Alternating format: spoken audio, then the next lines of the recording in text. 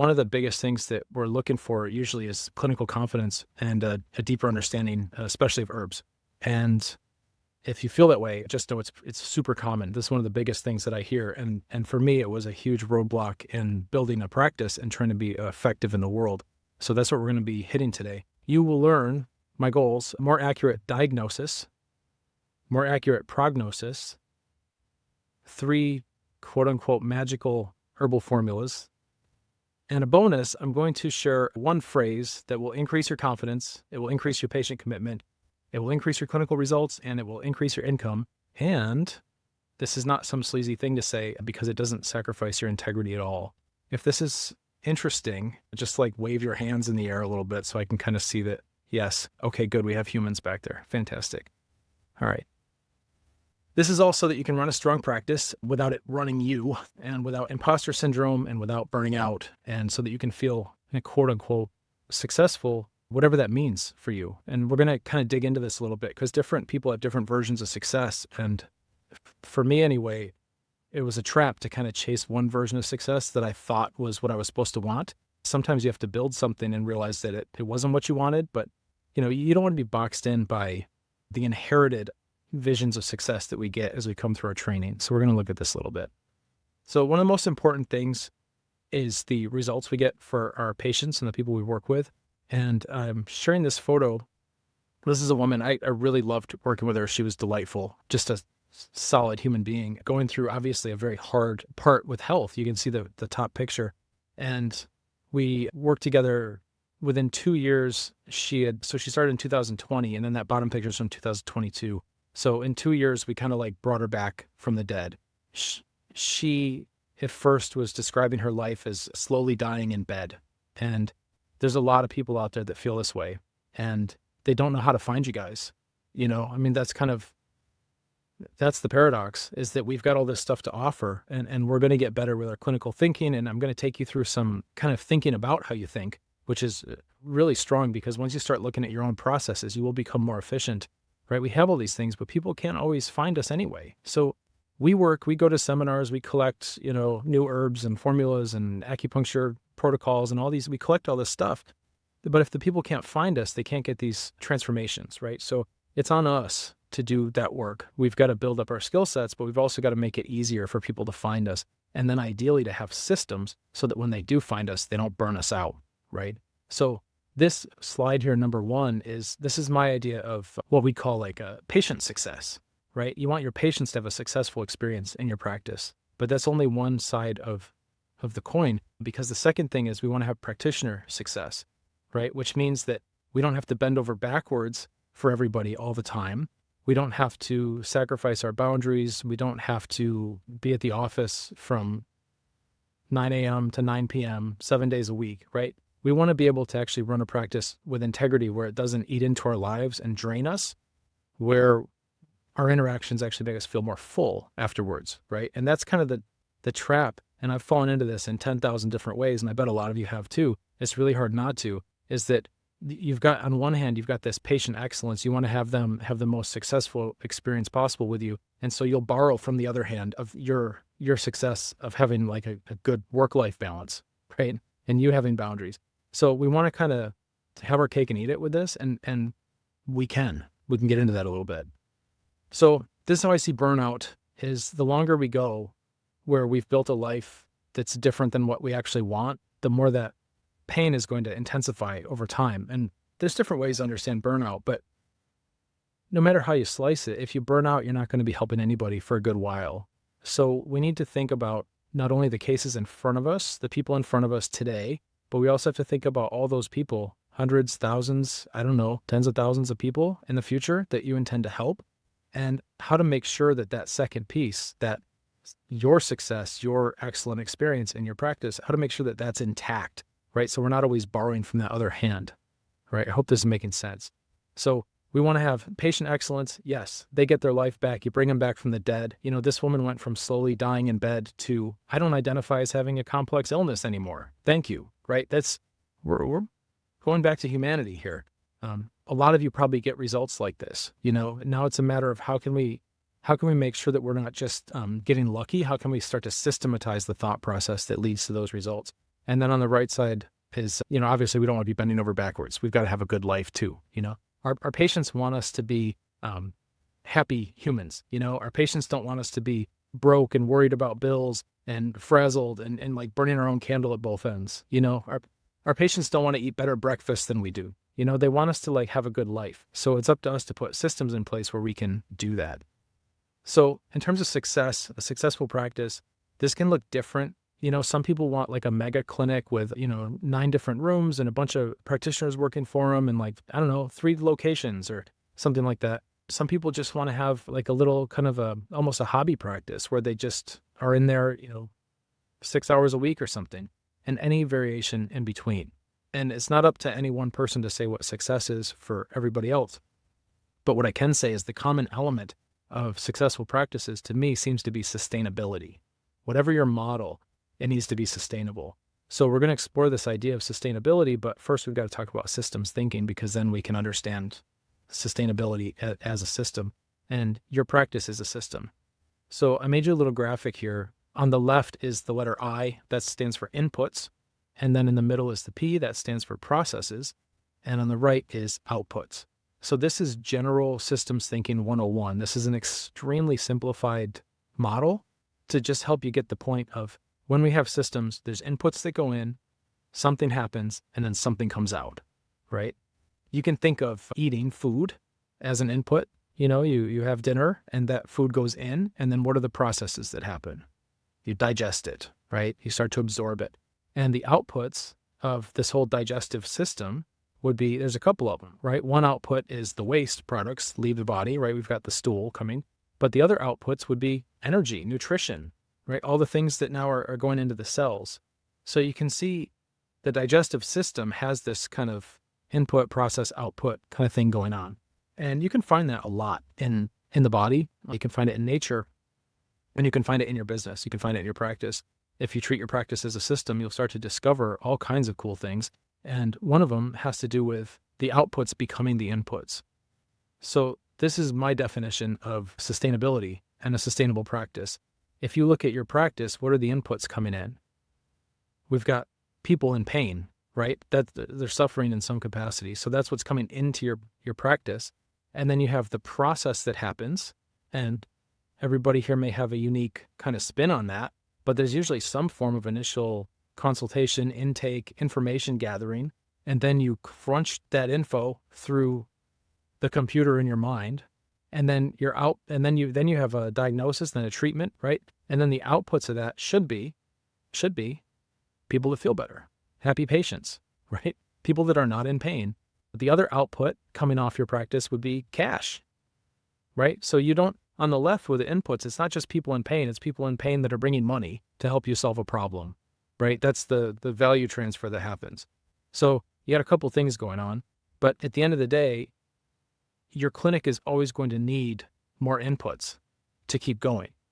All your patients are going to leave eventually, right? I mean, not every single one. Maybe there'll be like one that's with you forever, but ideally, you want people to be getting better, and you're always going to need new ones to replace them. So where do those come from? If you can get the outputs of your clinic to create your inputs, then you've got a sustainable thing happening, right? So one of the outputs of the clinic as a system would be happy patients. And those happy patients that feel better then tell their friends, and this is what referrals are, right? And I think we're all familiar with referrals. But when we start looking at it in these terms, we can realize that referrals are one way to have your outputs become your inputs and create a sustainable practice. Another way to consider this would be if the output of your practice is cash, people are paying and now you're making money, you could take that cash and you could use it as an input to do Google ads or some kind of marketing or something like that. So you can use your outputs to make sustainability that way too. It's not always just organic referrals. I'm trying to get you thinking about this. I'm not going to go through every single permutation, but that's the idea. You look at what's coming out of a system, and if that's what feeds the system, now you got something, right? So however your practice model looks, if it's community acupuncture, if you're just working online doing telehealth, it doesn't matter. Your whole thing is going to hum if you can get the outputs to become the inputs. Okay, really important to get this. This is where permaculture, they do with farming and things like that. They find ways to make the outputs. The cow manure becomes the fertilizer for the soil, right? this stuff should be kind of intuitive, but it's also good to articulate it. There are common challenges in our field, things like not being able to attract new patients, unpredictable cash flow, trouble getting referrals, patients not completing treatment, patients ghosting out, trouble with complex cases, and the kind of pervasive, like, I'm busy, but I'm not thriving kind of thing. I see behind the curtain a lot with different practices because there's a great group of colleagues and we work on building, our businesses in kind of different ways and all that. But as a result of that, I see a lot of common themes. And it's really kind of interesting because people will have hit their goals that they set, 3 years ago. Oh my goodness, if I could just make $100,000 a year, I'd be all set.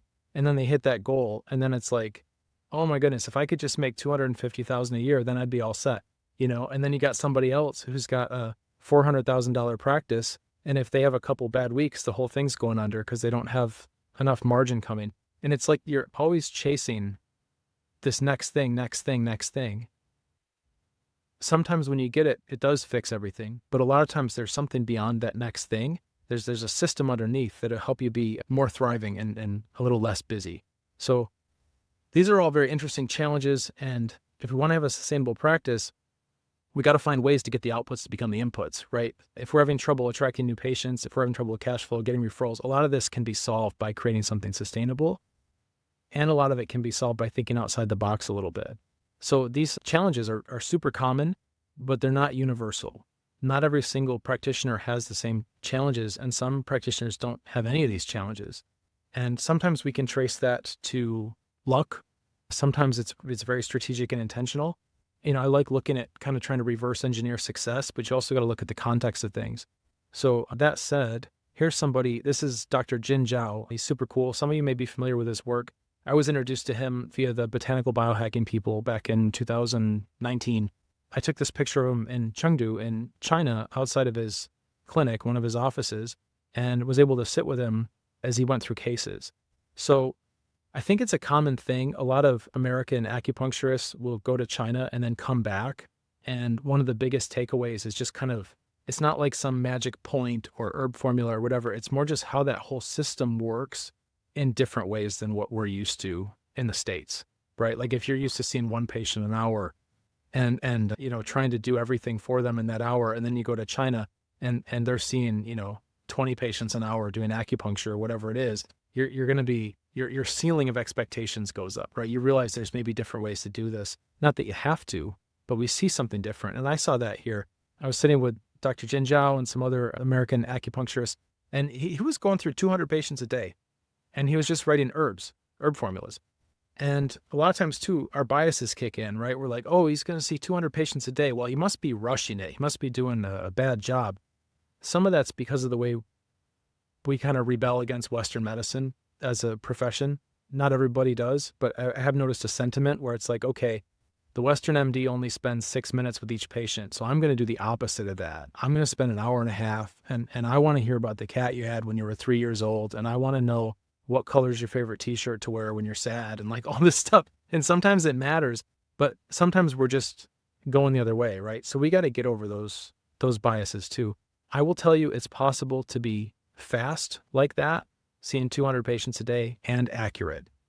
That is possible. It's not a trade-off. And he's proof, brilliant guy, very, very clear thinking about herbs and having a strategy and a process that he takes people through. And we're going to get into some of this. So what does that mean to have a process, right? Because a lot of times we don't, we think we have a process, but we don't. We're kind of doing knee-jerk responses and things like that. And sometimes it's unsettling to think about those things, but it's good. You got to be brave and you got to be willing to look at your blind spots. That's like the only thing that's helped me with this is to just be really vigilant with when am I jumping to conclusions? When have I not thought something through?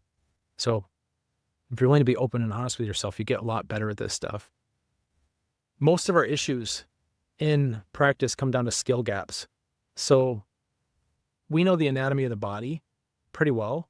We know the energetic anatomy as well, right? Not just the bones and the muscles and all that, but we also know channels and points and all these kinds of things. And once you know the terrain, you can do something with it. If you don't know the anatomy, just imagine you go to see an orthopedist or something and you tell me you've got shoulder pain and they don't know what a clavicle is. That would be an ineffective person to talk to, right? Because they don't even know the map. How are they supposed to interact and help you make anything better? Well, it's the same thing with our practices. There's an anatomy to a healthy practice, no matter the model. There's something going on in all these boxes. We have to be attracting people. And these are, I'm giving the dry, like business terms, but they're super functional. We have people to attract people. And then conversion is an education process. Conversion is where they learn what it is you do and how that's unique compared to the other things that they've tried in the past. They need to be able to understand what it is you do and how that's going to help them specifically. Sales. I know sell is a dirty 4-letter word, right? But we need to reclaim that, because sales isn't just squeezing nickels out of people, right? You want your clinic to make money and be profitable, but you don't have to just like push and just profit max every single thing. Most times sales is really just belief expansion. We say that it's in our language already, bought in, oh, I'm bought in on Buddhism or whatever. Like, I didn't have to pay money. It's belief. Your belief gets bought into something. And then money moves after belief, right? But for us, a lot of times we think we enjoy education, talking to people about Eastern medicine and all that, but we hate sales. I have an aversion to that. Well, if you're passionate about educating people and helping them see what you can see, that is sales. And you're probably really good at it. It's not about arm twisting and tricking people and like doing weird hypnotic sales scripts and whatever else. It's just about helping them see what you can see. And let's take the pressure off that so we can reclaim that a little bit, because it is important. It's an important part of the anatomy. And then we also have our product and business terms. For us, that's, could be a product like herbs or something like that. Could be a service. It's what you're doing. It's your fulfillment. It's how you're actually helping the people, right? So this is the anatomy of a healthy practice, or really any business, because our practice is a business, right? So it's kind of like the rules that apply to businesses also apply to our practice, So it's convenient to be able to take that stuff. Once we know the anatomy, then we can start to diagnose and troubleshoot where the issues are. So for this presentation, I'm kind of giving you context to nest this stuff in. We're going to be working on the product portion, which is kind of like how you think and how you do herbs and having confidence and clarity around that. But just know that the better you get at that, the better you can get at all these other things as well. And the reason why is because the system of your practice is actually, it's fractal if you start to really look at it. Because if you improve any one of these aspects, all the others improve as well. Changes you make on a smaller scale on a part of the whole will ripple into the whole if you allow it. If you can become conscious of this stuff, it gets really cool because you can kind of guide it. So what I mean by that is, if you look at all these pieces, they all connect, right? The better you are at your product delivery, then the better you'll be at educating people about it, right? Which covers conversion and covers sales, especially when you get more confidence with your product, which means the process you take people through. Then sales isn't something where you're trying to convince them and you that you can help them, right? It's like you already know pretty much what's going to happen. And I'm going to show you in this presentation where to find real confidence in this, where you're not faking it. And that makes the sale part much easier because they can feel it. It's not something you say, it's something they feel coming off of you. Like, oh, I'm with a pro. Like, yeah, you're with a pro. This is what we do. This is how we're going to do it. There's no more of this objection handling and all this verbal kung fu and stuff like that. Same thing with attraction. You can see this web, everything pretty much connects. So the better you get at any of these aspects, the better you get at all of it. The one caveat I have is that most practitioners spend most of their energy trying to get better at product, always going to seminars, like, oh, now I need to learn motor points. Now I need to learn SAM acupuncture. Now I need to learn a special Shanghan Lun herbal thing, whatever it is. And we neglect to kind of flex the muscles of communication or market research, learning how to listen to people, learning how to educate them in a way that matches their language they use, right? These are different skills. So this presentation, what I was asked to do is mainly going to be about herbs and all that, but just know those other things, they do need tending, they need attention. So most of the challenges that we have in practice are pretty handily solved by systems and confidence, right? The systems are like what you do, what you have in place, and the confidence is the way you show up while you're doing it. So if we come back to systems thinking, our inputs, when we're doing our job, the inputs we hear from somebody, they're telling us their signs and symptoms, and then we have a mental process where we're working on a diagnosis and a treatment plan. This is where Dr. Jin Zhao in Chengdu, it was killer. His diagnosis and treatment plan, prognosis, all that stuff was just so clean. It was amazing. We can improve that, right? All of us can. And then the output of that is results. This is the idea. Are there questions at this point? No questions. All right. I don't know if that's really good or really bad. We'll see. So systems thinking also has feedback loops, right? Because the outputs can become the inputs. The outputs can create feedback that helps us change our inputs. We can learn and iterate as we go. And also the output can affect the environment, and the environment can affect our systems. So you need to be aware that it's not just what I showed you with the inputs, processes, and outputs. There's full cycles going on here. And the more you dive into this stuff, the more you'll find leverage points to improve the results you're able to deliver to a patient, but also your situation and practice.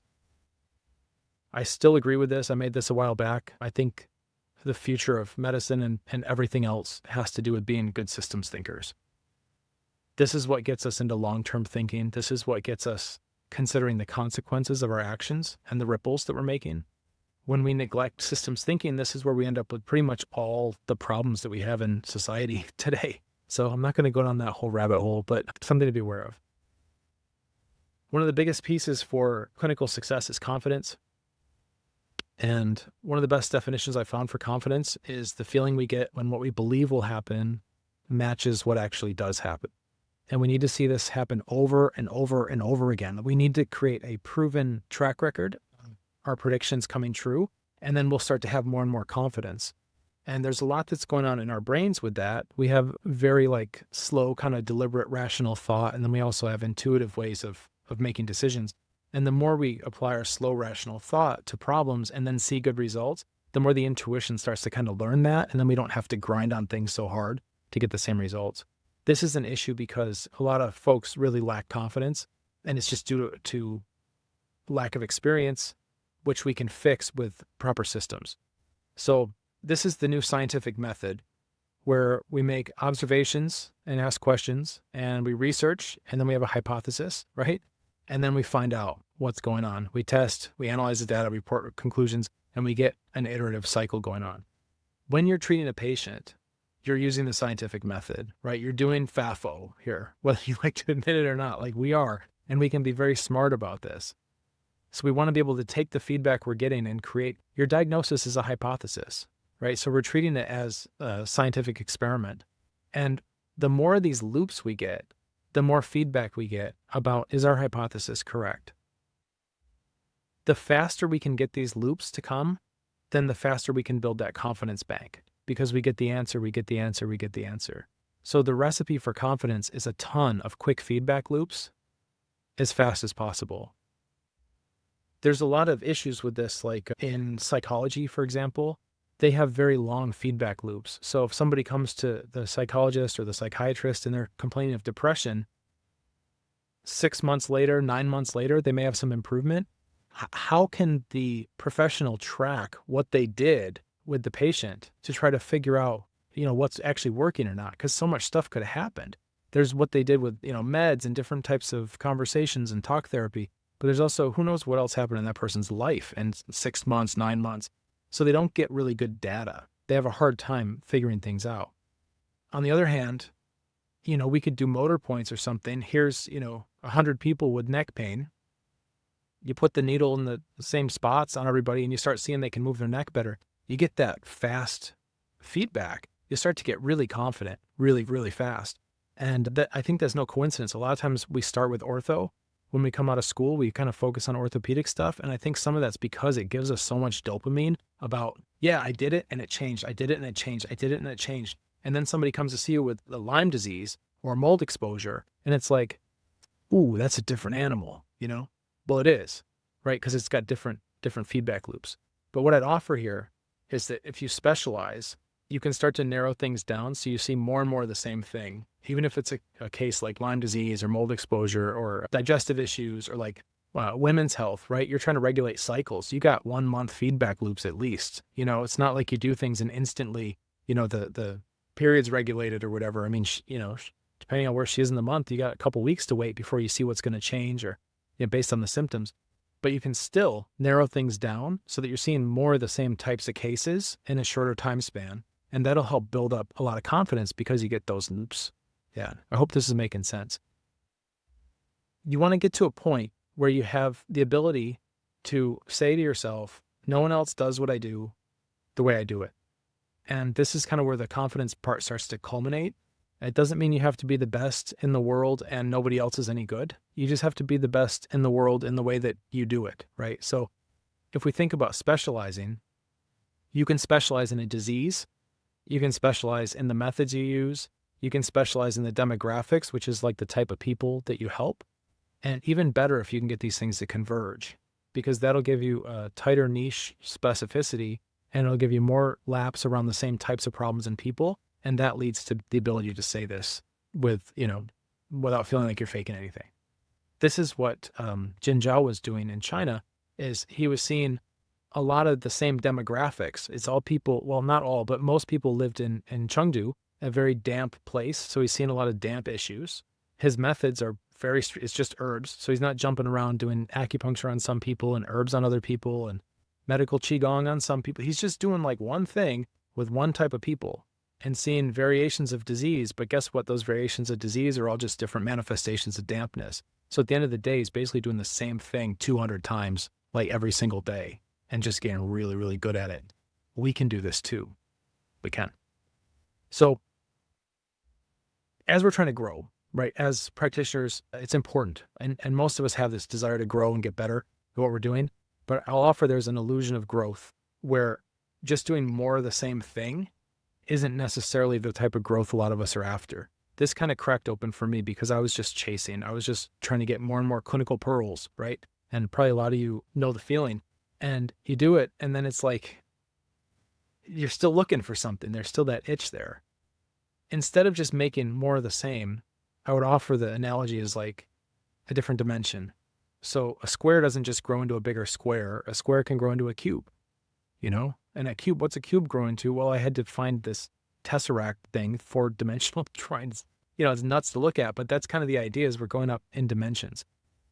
When we first start, we go into fact mode or in square land, and we have a little bit of knowledge. That's what the little square means. And then we jam. Do you remember this book in school? I do. Like, it's huge, right? We jam all that into our brains, and we come out with oftentimes a bigger square. We become a fact repository.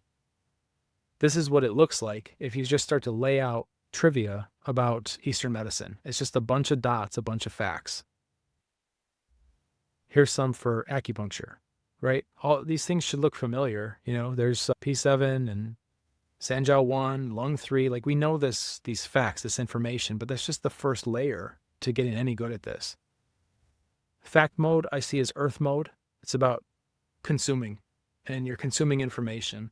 This is why the spleen in school, the Guipitong is for the students, student formula. Students get weak spleens. Yeah, because they're consuming information. We're not just digesting food, we're also digesting ideas and thoughts, right? We're collecting facts.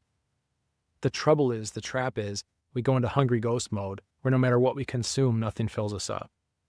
And I don't mean to be so black and white about this, because I've learned a ton of stuff, a lot of valuable things I've learned by collecting clinical pearls and getting a bigger square. I'm not going to say that's bad or wrong, but there is a different layer to this game, and it doesn't involve just an infinitely larger square with hungry ghosts at the end of the day.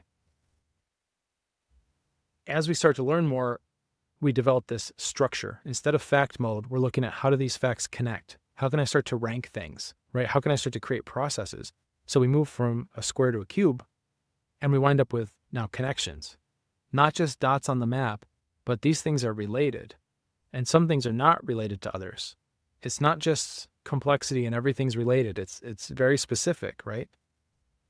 Here's, for example, stomach 36. Like, you may know that point, and you may know some things about it, and those would be those things. And there's other facts that don't have anything to do with stomach 36 that aren't connected. This is how our knowledge base evolves. I consider the structure part metal. So we went from earth of kind of gathering things, and we're going through a creative cycle, and metal is now organizing what we've gathered. Yeah. The trap here is mental masturbation, right? Like just getting down with organizing, framework, structure, all this kind of stuff.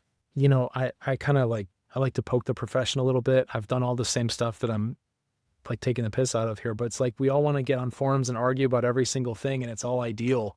And then, you get in real life and you don't actually have good systems to implement and use. So that's the trap there. We don't want to be a hungry ghost, and we don't want to just be like mentally masturbating on forums, because at the end of the day, here's our skill development. We have to be able to implement this stuff. When you see a patient, results are on the right. That's what we're trying to do.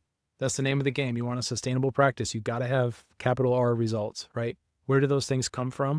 It comes from your treatment. Where does your treatment come from? It comes from your prognosis.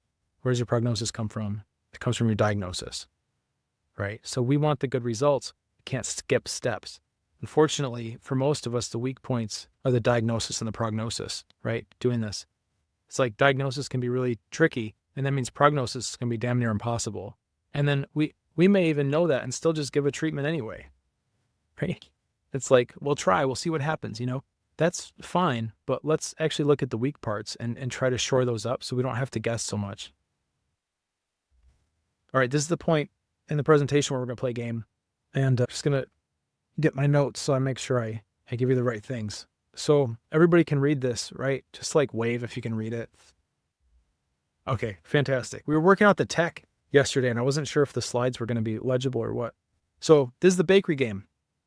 I promise you that you will not forget this and that it will help you be a better practitioner, okay? So bear with me, that you might actually enjoy it. So I've got my little list here, and we've got croissant, cinnamon roll, cake, and cookies.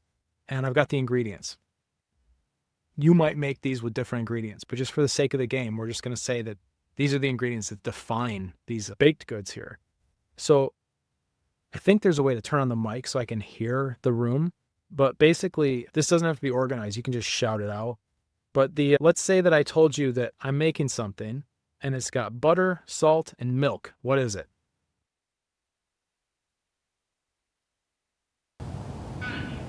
Did I hear croissant? Congratulations.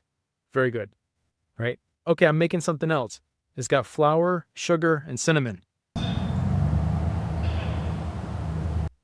Okay? I'm making something else. It's got sugar, eggs, and milk. Cake. Yeah, very good. Okay. I'm making something else. It's got flour, butter, and sugar.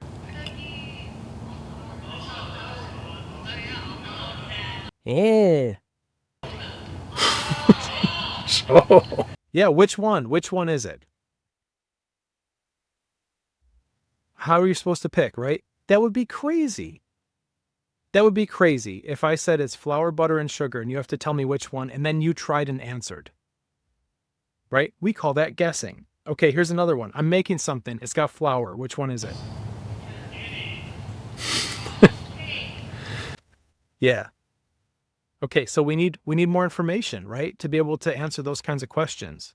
It's easy when I say cinnamon, because there's only one with cinnamon. But if you start looking at stuff where there's different categories where this information could live, all of a sudden it starts to get a little bit washy. Okay, here's a game. Instead of baked goods that have ingredients, let's look at an herb formula that has ingredients. Somebody in here might be good at herbs, which would be great. If I told you I'm making a formula and it's got chaihu, longu, and guejir in it, what is it?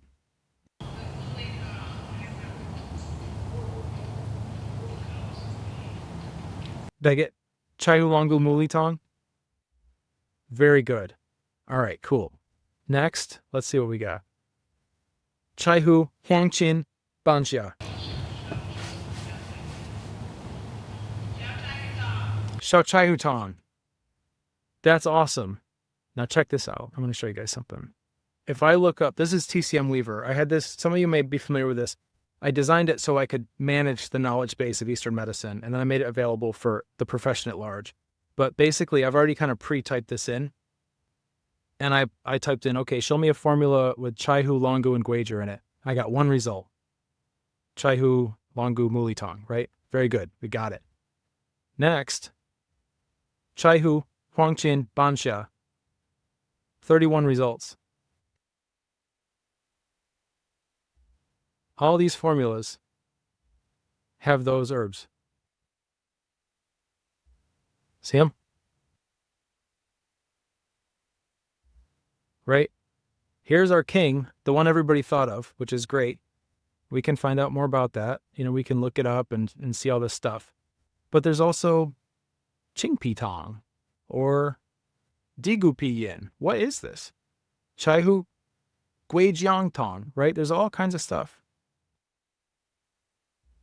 We forget, right? So just like saying, okay, what's a baked good with flour and butter in it? And the first thing that comes to mind, you can't just pick one. It'd be crazy, right? But with herbs and all that, we have a favorite. We'll just pick it. Oh, that's Xiao Chai Hutong. Is it? Or do I need more info? Is this making sense? Okay, I know I tricked you with that one. So next, I'm going to pull up and see what's our next one here. We got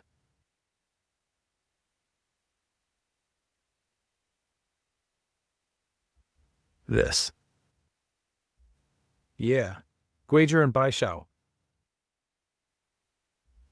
What formula is that?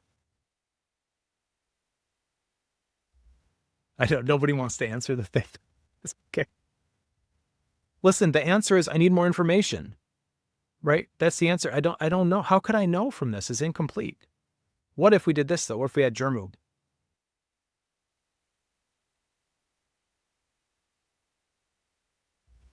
I'll show you. So if I look for a formula, this got wager. I said Bai Xiao, right? I put Xiao Yao. We got 34 results. There's 34 formulas that have both those herbs in there in some capacity, right? If I just get one more bit of information, we get down, we got Guijer Xiao Jermutong, and we've got Yi Rentong, essentially, right? Is this making sense? If we just look for the two things, there's way too many possibilities. It would be irresponsible to jump to conclusions, right? We have to find out more info. But we only know that because we can find out all these things, that there's like 30-something formulas that we have to pick from. If all we knew was Guijertong, then that's what we jump to every single time. Yeah? So it's just like the bakery. So baked goods are made of ingredients. Yeah? Like a croissant is made out of flour and butter and all that. Formulas are made out of herbs. Like Shachai Utong is made out of these herbs. Patterns are made out of signs and symptoms. It's the same analogous thought process. If I said it's flour and butter, which baked good is it? You'd tell me, what are you talking about? I need more information. It could be anything. If I came to you and said, okay, the person has cough, what pattern is it? You shouldn't have an answer yet, right? You should tell me like, well, we need more info. So here's the pattern game. Patient's got night sweats, rapid pulse, red face. Is it a croissant? Like, what's the pattern?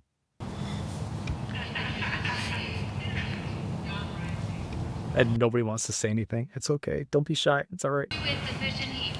I think you just can't hear us. Oh, I see. Yeah, it could be. It really could be. That could also be damp heat. This is where it gets tricky, right?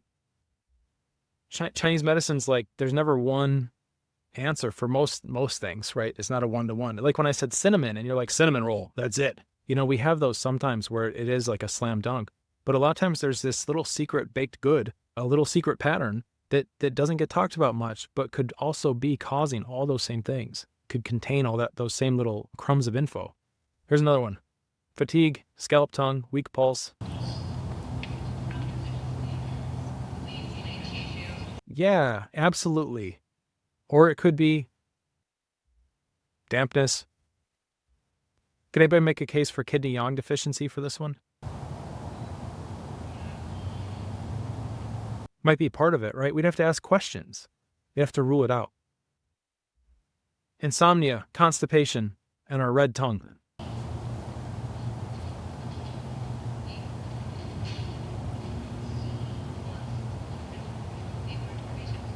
Yes.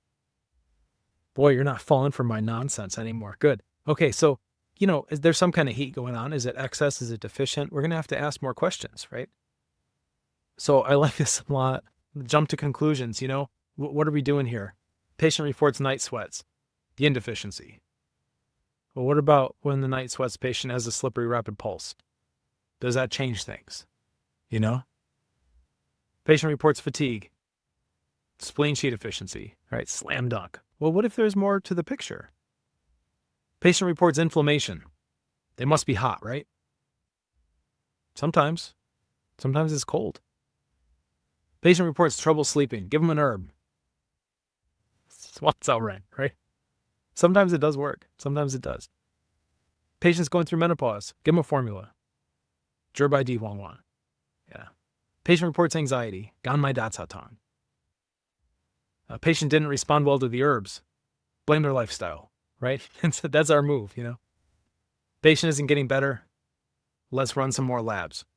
Some of you may love functional medicine. That's okay. Let's all just try to have a sense of humor for this. But I really enjoy kind of staying home with Eastern medicine and just seeing what we can do before always kind of going out to something else.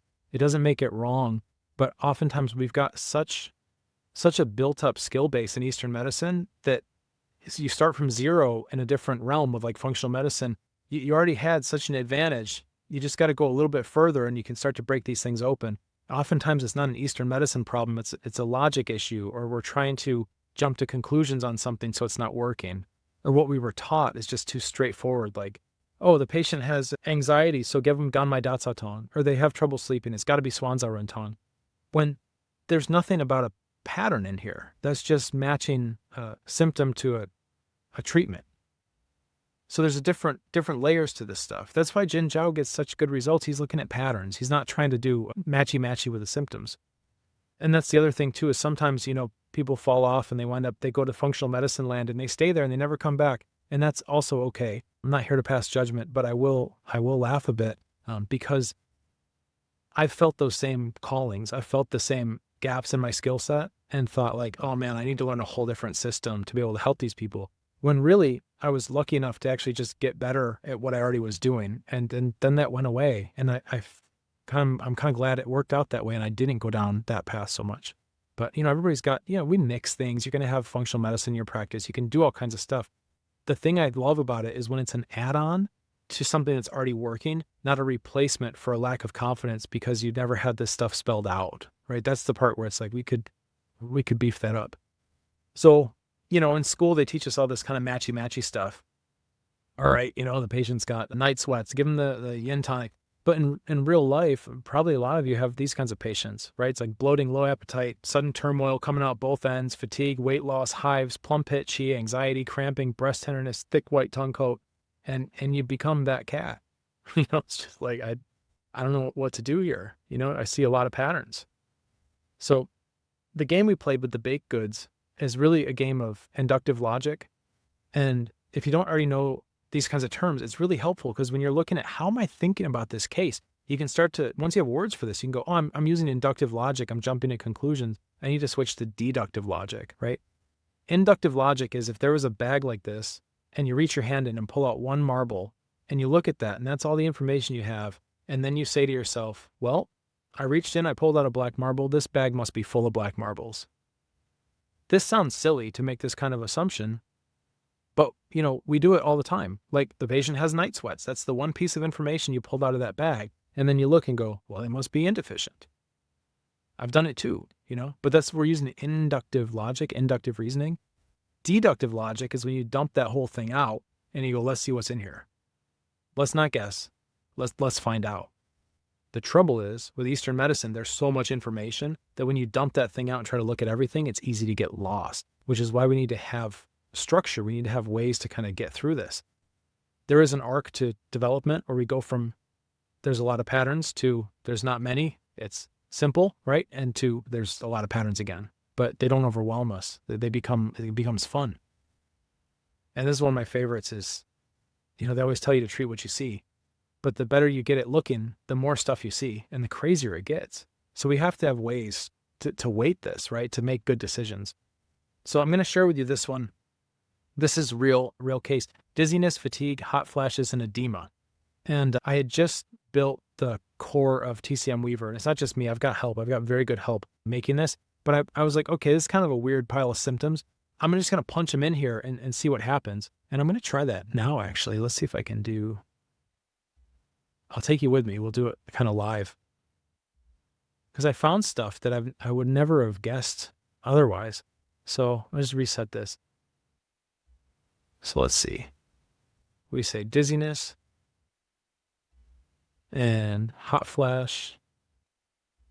And we'll make it a formula. Yeah, so, I do this and then it's like, okay, I've got a few formulas to pick from. So I can put them on the graph and I can kind of blow them up and like see what the ingredients are and all that. Or I can look at them and just compare them side by side. and try to get a sense for it. But the one I found was this formula, Lianju Yin, which some of you may already know this, but I mean, I swear I never heard of this thing. But I found it because I got the knowledge base like at my fingertips. So this is my way of dumping out the bag, right? Like, let's see what formulas fit this criteria, and then we can make some decisions. But this thing it's Lingui Zhugan plus Siwutong, which is kind of a weird combo, right? Like, Lingui Zhugan Tong is taking the like dampness, extra fluids out, and with a little warming, and then Siwutong's building blood. So we don't always think about mixing those treatment principles. But in this case, I did, and it was awesome. I mean, that formula worked great. Person felt amazing afterwards. So I never would have found that had I not been dumping out the bag, because this process is going on subconsciously, whether you're aware of it or not. Let's see, I can filter this and make it easier to see. Just gotta move the little zoom thing. If I turn off indications, just get rid of a couple. So it turns out it's connected to Dangui Shaosan. It's Dangui Shaosan variation. And we have the ingredients here. So you can kind of see what's going on. I'm trying to make it big for you guys. Anyway, I never would have found this had I not had the whole thing in my hand, right? And this for me used to be just I would get out all the fat books and go as far as I could. It's not about Lianji Yin, it's about a thought process. It's about going, okay, what is this kind of pile of symptoms, and what could it be? Is it a croissant? Is it a cinnamon roll? Like, can I rule out cake here, and not just guessing? Because this one, dizziness, fatigue, hot flashes, edema, right? The edema doesn't match the rest of the presentation. You want this thing to be like some kind of kidney insufficiency or something like that. And then you got these extra fluids, and then you got the dizziness as well. It's like, what is going on here? Well, you can start to find these things. They're buried in our knowledge base. But also, this kind of tool won't do it for you. You got to still like have a clinical brain, and take the pieces and structure it and make it work, right? So I'm going to switch back here. I promised you a more accurate diagnosis. Did we do that? Yes. Okay, so we know the difference between inductive and deductive logic. And we know the difference between jumping to conclusions and kind of like dumping the bag out, right? All right, cool. So next is a more accurate prognosis. Let's see. Okay, so here we go. Here's another big pile of stuff. Patient has signs of spleen qi deficiency, damp heat, yin deficiency, liver qi stagnation, and blood stasis. When I was in school, one of my instructors, and many of you probably have had a similar experience, but he was Chinese, and I was in the clinic and I was writing a formula for some complex patient, and he took a look at it and he goes, "Oh, Jeremy, you're trying to be so nice, you're hurting the patients." And I was like, "What are you talking about?" And he said, you're trying to be nice, you're trying to treat every single pattern they have, and you're just giving them a mess, basically. Like, you don't want to be doing herb formulas like this where you're just treating every single pattern in the world. And I said, okay, so, what do I do? And he said, well, you just pick one. If you see a whole pile of stuff, you pick one. I'm like, well, how do I pick? He's like, you just pick. So that was good advice. It was incomplete advice. Really, you need a structure. You need to be able to rank patterns, and you need to be able to know which ones to pick. It's not just pick a pattern, right? It's not just start blasting. So once we see multiple patterns in play, we need the fourth dimension. We need this tesseract level understanding. And for us, the fourth dimension is time. We need time. We need time to handle the patterns in front of us and not do everything at once. We need time to strategize and pick something to start with according to certain criteria, and then use iterative feedback, right? FAFO, scientific method. Get some response from the patient, see what's happening, and then be able to pivot our treatment. So we need time when we see multiple patterns. Everybody knows this, but if you don't have a plan, then when you say this is going to take some time, or there's a healing journey or whatever, it's coded in vagary that the patient will misunderstand. They will think you don't know what you're doing and just guessing. And I need time to do my guesses. If you have a scientific method or a process in place and you can start to explain that, the patients sit up straight and they listen differently. I know this because of my own experience. You don't want to be just kind of surrendering to complexity and like, oh, it's going to take a lot of time. Time for what? Time for certain steps to be accomplished. Time for us to do this, to find out if this happens or that happens, which guides our next decision. A leads to B leads to C. Like, you want to be able to map it out. It's really important. So we need time to do this. And we also need to be able to communicate to the patient in an effective way, right? So if we want to make prognosis, that means we're essentially projecting forward in time. And in order to do that, the little bit of a paradox here is we have to project back in time. We have to do a bit of history to figure out what's going on so we can make a good prognosis. And what I mean by that is you work out the primary patterns. You try to work out which ones may have caused the others. So you don't just pick one, like my teacher said, which I love, that teacher was fantastic, but like it's incomplete advice. You don't just pick one. You try to pick the most primary one or ones that you can. So what that might look like for this case is, a patient presents with damp heat, spleen sheath deficiency, indeficiency, all this stuff. You can start to map out which one, how are all these related? Like which one could cause the others? Which ones are caused by the others? Which ones have a mutual relationship, like damp heat and spleen sheath deficiency? They could have caused each other. Don't know, chicken and the egg, right? But if I start looking at this, somebody might make a case that yin deficiency can cause damp heat. Okay, great. If that's your case, then you would put your arrow pointing that way too. You do it how you understand. And then you can start to look and go, which one of these is the most likely culprit in terms of causing things, right? So if I map this out, it looks to me like blood stasis isn't a big cause of this pattern cluster, because blood stasis causes yin deficiency, which can cause liver qi stagnation. And you could make a case that it goes up and all that. But in more likelihood, it's going to be the damp heat, right? That's what I'm seeing, or potentially spleen qi deficiency. Because if we go damp heat, we've got arrows going everywhere. Damp heat can start to burn up the fluids, and you get the dryness as well, and you get the indeficiency. Damp heat can cause blood stasis. Damp heat can cause spleen qi deficiency. And then you've got this thing with the yin deficiency would be causing the liver qi stagnation. Like the person gets so run down, they don't have resources and they become grumpy to defend themselves, right? A lot of times that happens. The liver qi is like the last semblance of strength people have when they're like maxed and depleted. And that's the first thing we do is go straight to the Shio-san and try to like disperse that, So you don't have to agree with me here looking at the damp heat. Take the process, take the idea of it and start to map your cases if you're not already doing this, where somebody has a whole load of patterns that you see, right? Because you see everything. It looks like that fractal face with all the tongues and mouths I showed earlier. You need to get it all out and start to figure out, like, where should I start? And here's a really good heuristic if you're kind of stuck, is clear the excess first, right? And I know I just said about liver qi stagnation, but if you see more substantial excess, like if you see something like damp heat, or you see the person has hidden pathogens, or here's a good excess is they have an acute, they caught a wind cold or wind heat or something like that. They're blood deficient and they have wind heat. Well, don't waste your time building the blood while they have wind heat. Like go after the excess first, get that handled, and then you can help them build up over time, right? So we can start to dissect the patterns we see. The first thing is to get good at diagnosis and seeing the patterns, right? And then prognosis is to take them all and piece them out and go, okay, I bet you if I start clearing that damp heat, that we may see some of this other stuff change. And if I'm wrong, what would that look like? If I give herbs to clear damp heat and I was wrong, what kinds of side effects should I anticipate? And what does that tell me going forward?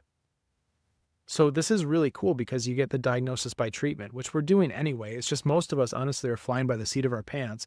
I know I was for a long time.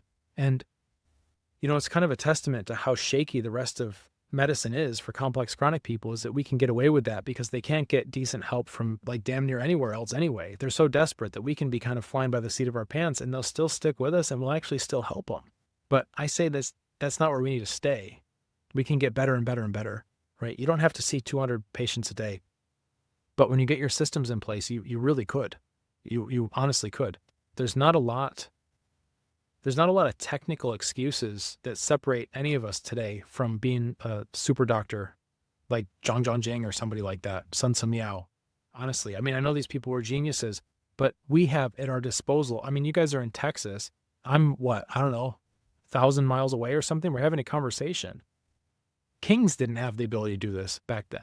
We have access to so much stuff. So our baseline needs to be rising, right? I know it's a lot of pressure, but like take it as an invitation. Take it as a fun challenge to just keep getting better and better at your art, because your patients will thank you and your practice will too. And for me, this is what it looks like, is becoming more articulate about the things I thought I knew intuitively and actually doing my whole brain on it and being able to speak and use logic about things that I had a vague sense or an instinct around, right? We need to be able to round that out. And then we can communicate with people in a way they understand. And when you drop a plan on somebody, you go, here's what we're going to do, this, then this, then this. And it's logic and has a structure, they can relax. They need a plan. That's what they need. So here's one way to do it. And you want to go after the excesses first. You want to go after the external excesses first. Like I said, wind, cold, or hidden pathogens or something like that. Dampness, right? Phlegm. These are things that aren't necessarily part of the body. Liver qi stagnation is more of an internal.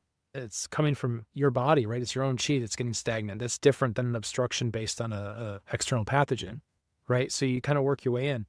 Blood stasis, same thing. It's more substantial. It's your blood, right? But it's stagnant. Something's going on.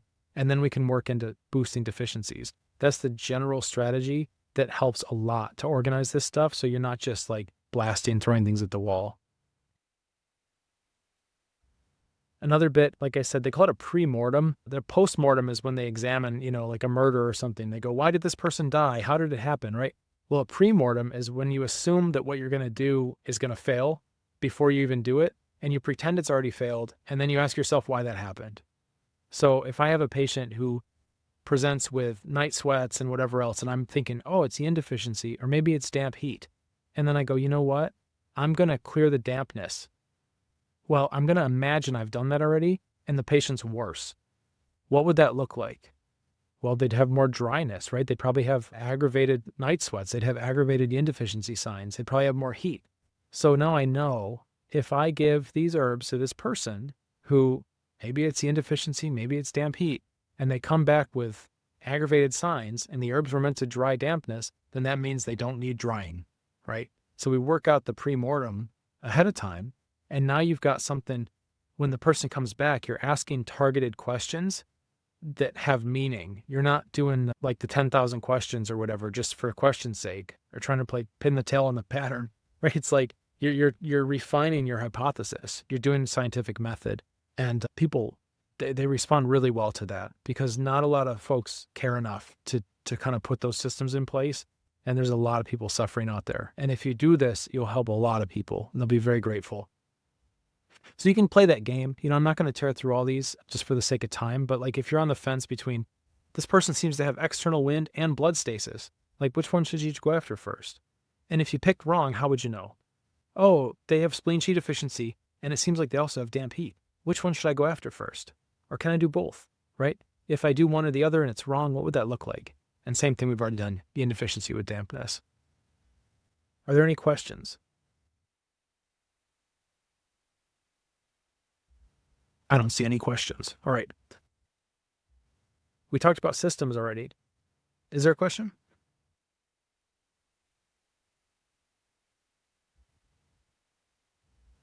Okay. So we've talked about systems, but there's different kinds of systems. And this is going to set you free once you really understand this. There are complicated systems, like I put a car engine here. And the nature of complicated systems is that they're complicated. There's a lot of parts, right? But they're mechanical. And they have interchangeable parts. They're also deterministic, and there's outcome certainty. I'm going to explain what this means in just a minute. To contrast that, we have complex systems.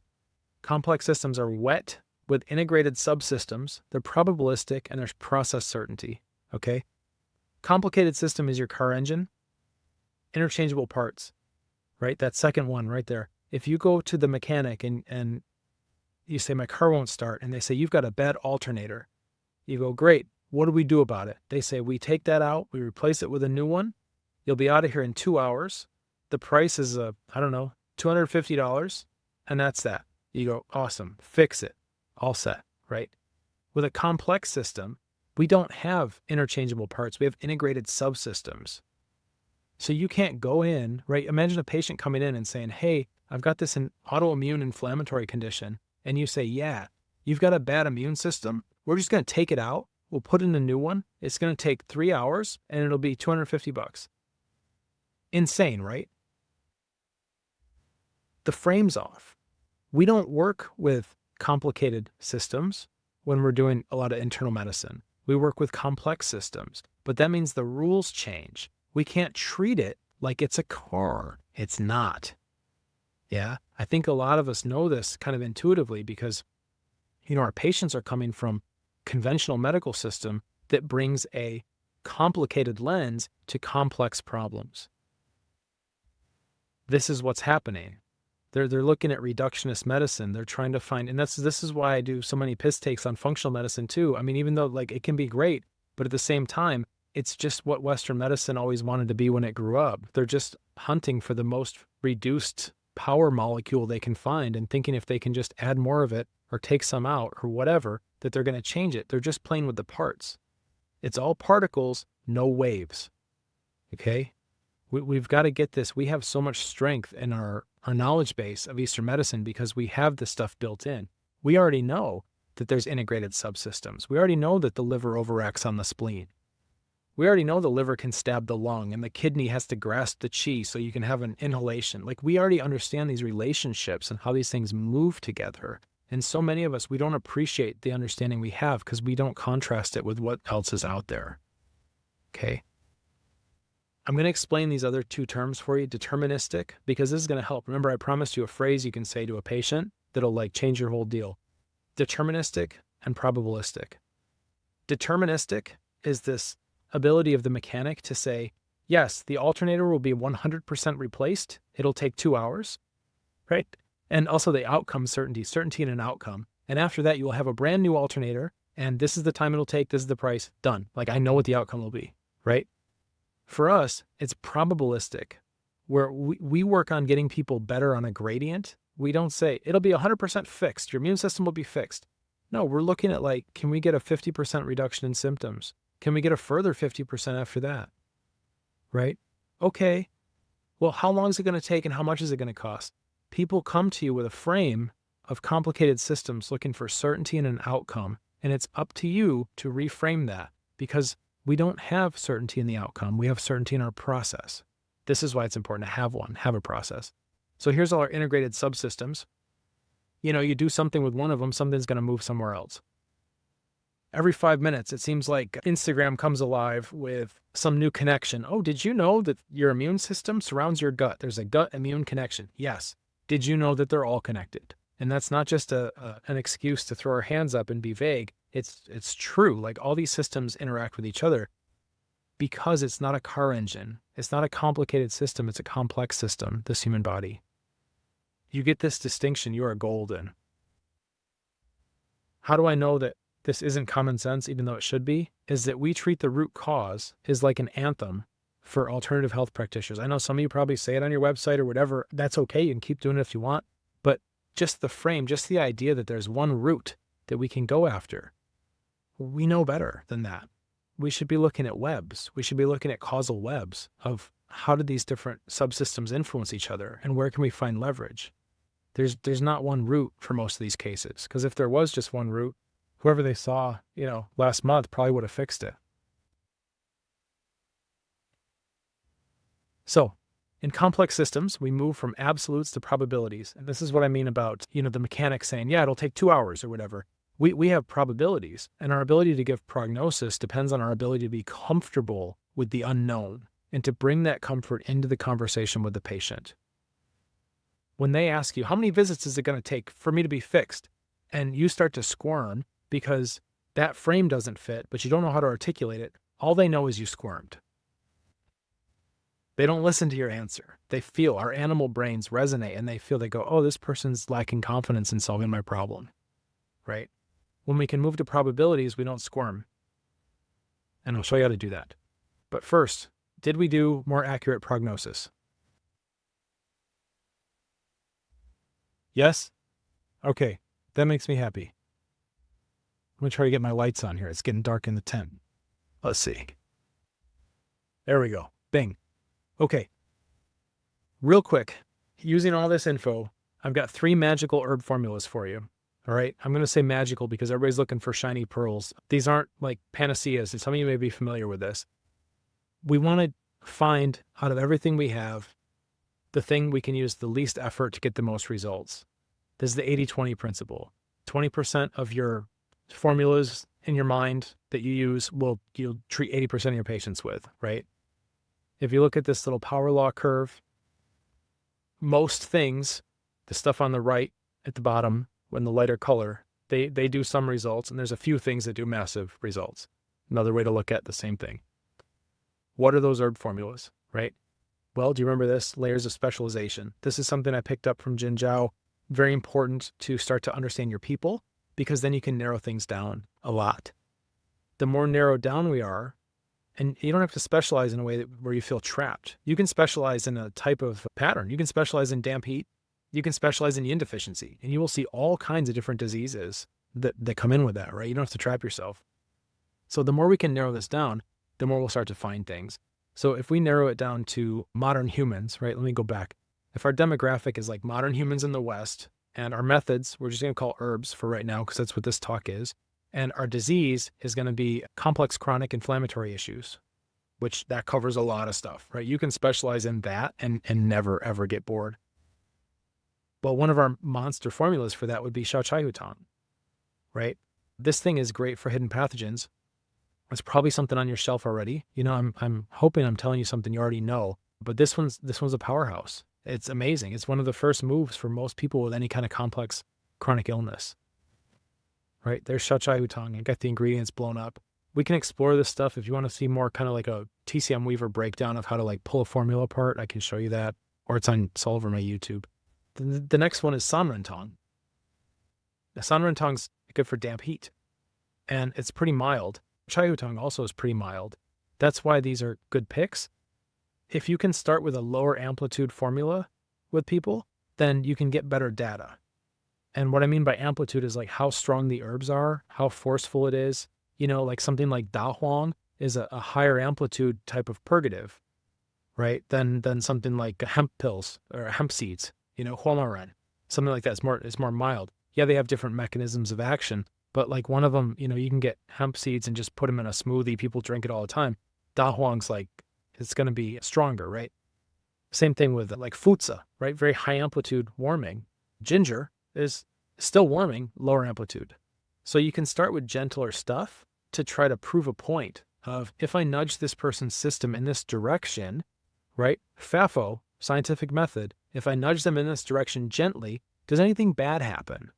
Do they feel better, right? But more importantly, did anything bad happen? Because if you give ginger to somebody and that heat messes them up, well, then you know for sure that you should probably save futsa for like much later, if at all, with that person. You've kind of ruled out an entire category of herbs.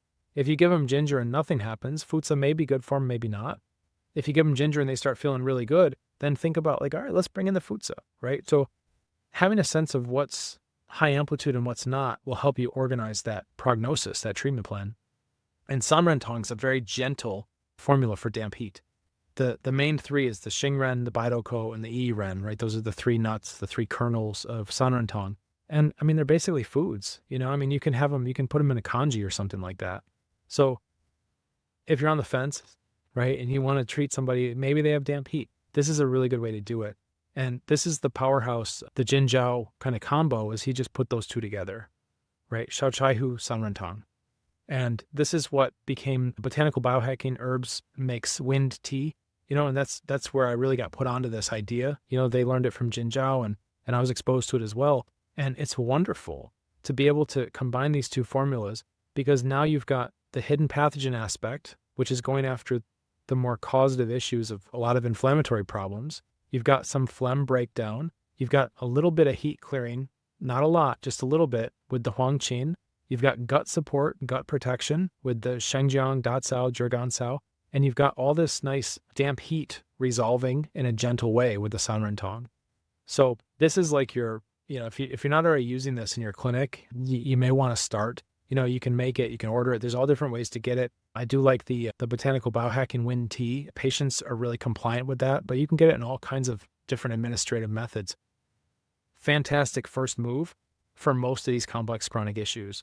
So if you see hidden pathogens with some dampness, plus whatever else. I don't care. Blood stasis, liver qi stagnation, yin deficiency, spleen qi deficiency, yang deficiency, whatever. You can ignore most of that other stuff and start with this for a couple weeks and see what clears, because you're looking at more, you're clearing out more of these kind of proximal primary patterns that are gunking everything else up. It's a great first move, not for everybody, but if it's indicated, this is a wonderful way to do it, very gentle. So there's what Shao Chai Hutang and Sanrentang look like. They already have Bansha as a common herb, which you can see kind of down in the middle there. But you can map all this stuff out. If you don't like all of Sanrentang, or you don't want to use all this stuff, the Sanren idea, the 3 kernels, the Xingren, Baidoko, and the Yiren, they're meant to hit, kind of focus the upper burner, the middle burner, and the lower burner, respectively. So you're going after some form of dampness, damp heat in all 3 burners, which is really nice. That can be super helpful for people, even as a food therapy. So like I said, you can order these ground up and teach your patients how to make kanji. And now you're doing it like a dietary therapy, super low amplitude. If these are people that actually eat breakfast, then your compliance is going to be good. You got to know your people, right? It's part of it. If you look at a little breakdown on these, you can see the Xingren is bitter, and the Baidoko is aromatic, and hold on, this thing's in my way. Oh, can't see. Well, whatever it says under there, I'm getting blocked by the Zoom window. And then the N is sweet and bland, and you can also see the temperature on those is cool and cold. Then we've also got some warming. So whatever it is at the bottom of Baidoko, I can't read that, but you guys probably got it. So you can kind of break this stuff down. You can analyze it, see what fits for your patients. But again, if you're dealing with Western humans living today, they most likely need some help in this capacity. All right, we've done more accurate diagnosis, yes? Yes. A more accurate prognosis, yes? All right, 3 just totally magical herb formulas that you're either already using or soon will be, yeah? Okay, you ready for the magic words? 1 phrase that will increase your confidence, patient commitment, clinical results, and income without sacrificing your integrity. So we move from earth, which is fact gathering, right? I need a bigger square, to metal, which is structuring, where we get a cube now, right? And then the next step is moving into water, where it's not just about what we know and how we arrange it, it's also about how we show up, how we become leaders in our clinic, how we hold the frame and not let them treat complex systems as if they're merely complicated, right? Confidence doesn't come by being certain of every single thing. Confidence comes from awareness of the uncertainties, because we are here in Waterland. We need to learn confidence, right? More and more confidence. I mean, that's the title of this talk, I think. Somewhere in there's the word confidence. It's important.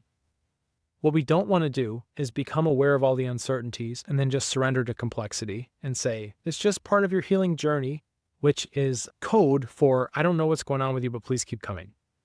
Okay? This is the tough love version of the talk, right? This is the part, you'll be okay. When we have a complex system, remember, inputs, processes, outputs. When people are looking for confidence around the outputs, it doesn't match. It's not the alternator getting replaced in your car. It's a process you're going to take somebody on. So I can't say it's going to be 3.5 visits and you'll be 89% better. Like, how could I'm not at that level. Some of you may be, right? But I'm not. Most of us aren't. And it's misplaced. We shouldn't be trying to be confident in our outputs anyway. We need to find confidence in our process. I can't control the outputs in a complex system. I can control the process, right? I can control the process I use. I get this from martial arts. It's a big thing with shooting, Zen, and the art of archery, right? You're trying to get the output. You're trying to put the arrow in the bullseye. That's the output. You can't do that, but you can control your process. You can control how you stand, how you breathe, the tension in your arms, your timing, the way you're looking with your eyes. You control your process. The better you get at your process, then the increased probability that you'll have good outputs. Remember, we're moving into probabilistic domains with complex systems. It's about probabilities. So, can we be certain in an outcome? No, not in a complex system. The mechanic can, because they're working in a complicated system. They're changing an alternator. You're not. We can be certain in a process. In complex systems, we move from absolutes to probabilities. So these kinds of questions, right? You don't have to be sitting there with your crystal ball. You don't accept their frame. if it's not an accurate frame. And when they ask you how many visits until I'm fixed, you reframe it. How many visits until we know this is working? You see? They want confidence in an outcome because that's the frame they're coming from. You give them confidence in a process. We will know this process is the right one for you in X amount of visits. You see? Wave your hands in the darkness there if this is like making sense. Okay, I see some hands. Fantastic. You got to reframe this stuff. It's your job to recognize that you're in a complex system, and it's your job to reject the frame that they're putting on you. Your patients are bringing inaccurate frames into the relationship, and you are allowing it, right? It's your job to help them see what you can see, which prior to this, you probably have seen these things, but maybe not had words for it. When I learned the words for it, it really set me free. And that's kind of part of my job, is to start to share that so you can articulate this stuff. So try this. Here's your magic phrase. And you see that blank? Whatever you think the number is, just double it and give yourself some breathing room. Like, if you think it'll take 3 sessions, just say 6 to get started, right? It will take 6 sessions to find out how your body responds and dial in the approach. By then, you will know if this is the best option for you. They don't want certainty in an outcome. They want to be certain they're choosing the right thing. They want to be certain they're choosing the best thing for them. When a patient says, this is probably the best thing for me, then you're on the right track. And then it's up to you to deliver, right? I mean, it's not just verbal judo, right? We got to bring our systems, bring our processes. We got to deliver on that. But this is it. I also learned this there's a negotiating guy called Chris Voss. He was like a hostage negotiator. And he said to people, I can't guarantee success, but I can guarantee the best probability of success. And when you can get to that point, you're in really, really good shape. One of the ways to make sure you deliver is to not look at your product as things that you sell, like herbs or delivering a treatment, doing acupuncture. That's one manifestation. Your real product is the process you have in place, your ability to make decisions and map out a prognosis through time. That's your product. Don't get better at clinical pearls, get better at clinical strategy and thinking. And all this stuff starts to come together. The other part of that process is not just what you do, but the way you show up, right? Your Shen, what you bring with you. And it's okay to be scared and to be uncertain and to have a lack of confidence. My tip for that is if you have a devil on your shoulder telling you you're not good enough, then you can just ignore that for a minute and you might actually prove it wrong, right? Don't listen. Let's actually find out. So just ignore that little devil and see what happens. So for all of you out there, my colleagues, thank you very much. Keep up your good work. Thank you so much for sharing your wisdom.